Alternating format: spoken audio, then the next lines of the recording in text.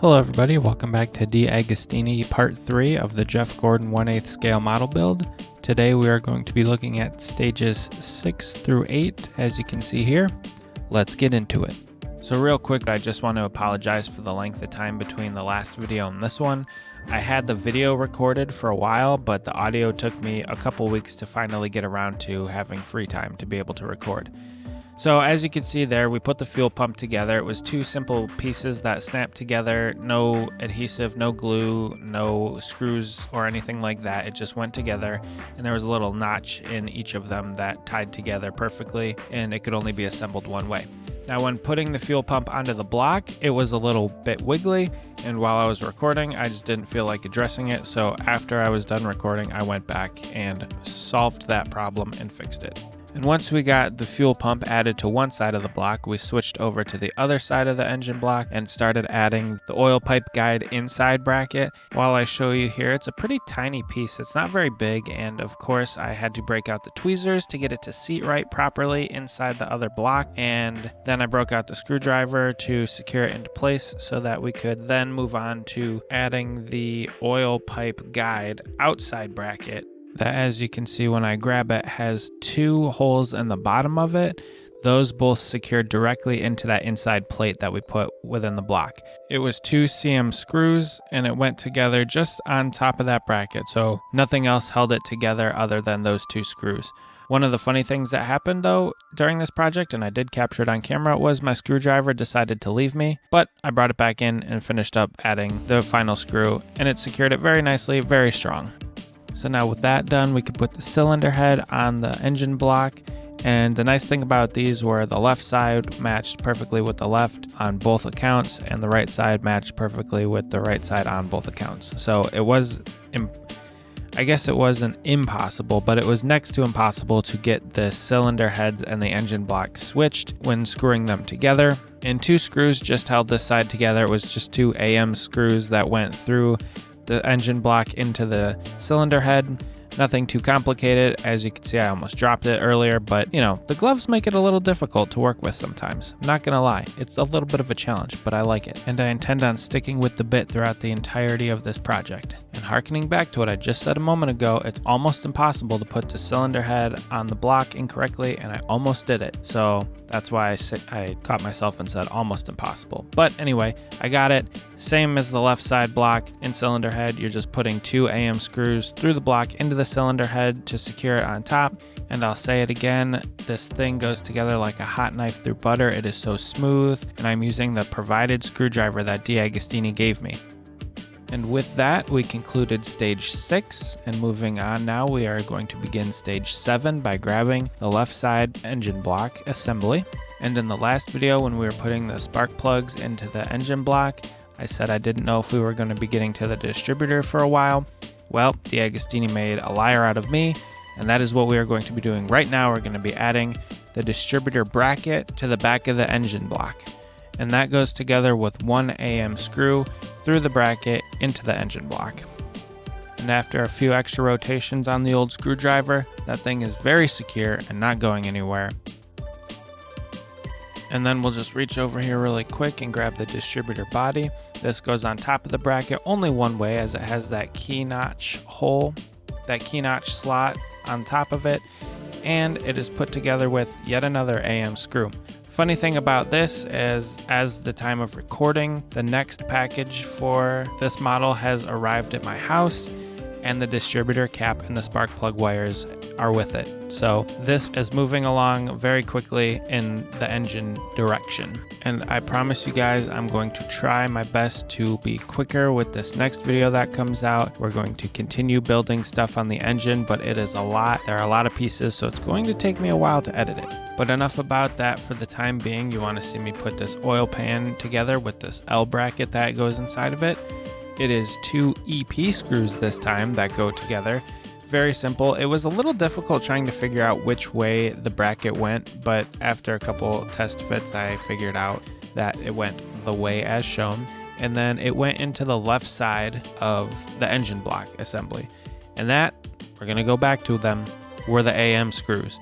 So it was 2 AM screws that went together into the engine block through the oil pan bracket, and we secured them together before moving on to these beautifully constructed braided oil lines that I had a little bit trouble picking up with the gloves, but we got it eventually. And speaking of picking up, the camera was having a hard time picking up the detail and focusing, so I could show you guys how nice these oil lines, these braided oil lines are. And there were 3 of them, long, medium, and short, and they simply just pressed into the oil pan. I didn't need to add any glue, I didn't need to add any adhesive. It was just bing, bang, boom, and they were attached and flexible, as you can see, beautiful. And with that, we were done with stage 7, and we were moving on to stage 8 with the clutch bell housing.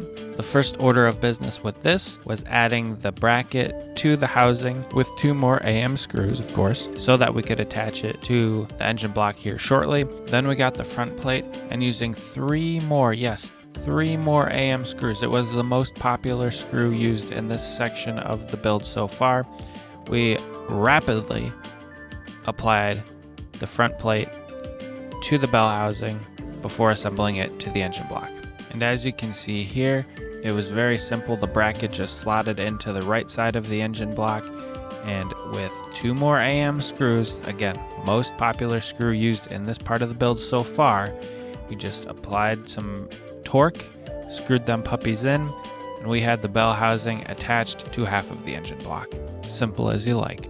And I just want to take a second, if you guys are new here and you are enjoying what you're seeing, if you mind hitting that subscribe button and throwing a comment down there, or hitting the like button, that helps the video out, get to more people, and I just appreciate the support. But anyway, let's get back to putting this engine together. So we are going to finally put the 2 sides of the block together, and this time we are going to be using IM screws. They are longer screws, and as you can see, it goes through the side of the left block all the way through to the center of the right block. Relatively simple process. It just took a little bit while screwing them together, but as you can see, everything is in its place, nice and secure, and we have completed the block portion of the engine, although it was very annoying because the spark plugs kept falling out.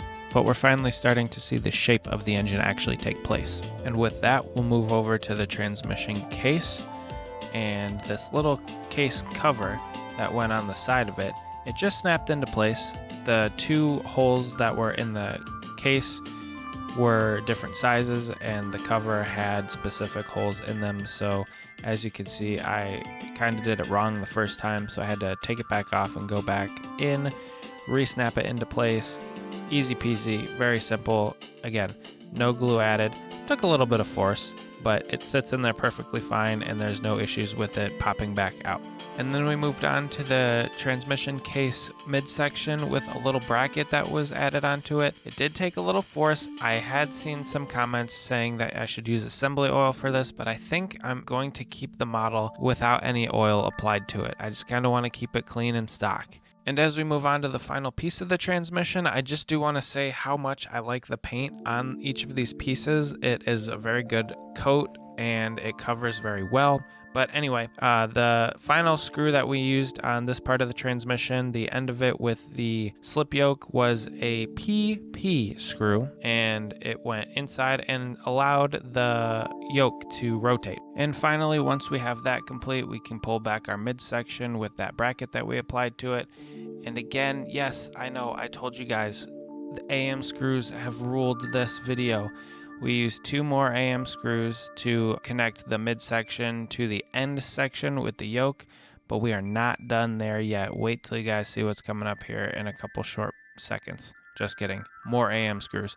So these 2, again, went in, and they needed a little bit of force. I know we talked about the assembly oil thing, but I don't think I'm going to do it. The model still went together fine, and it still holds up okay.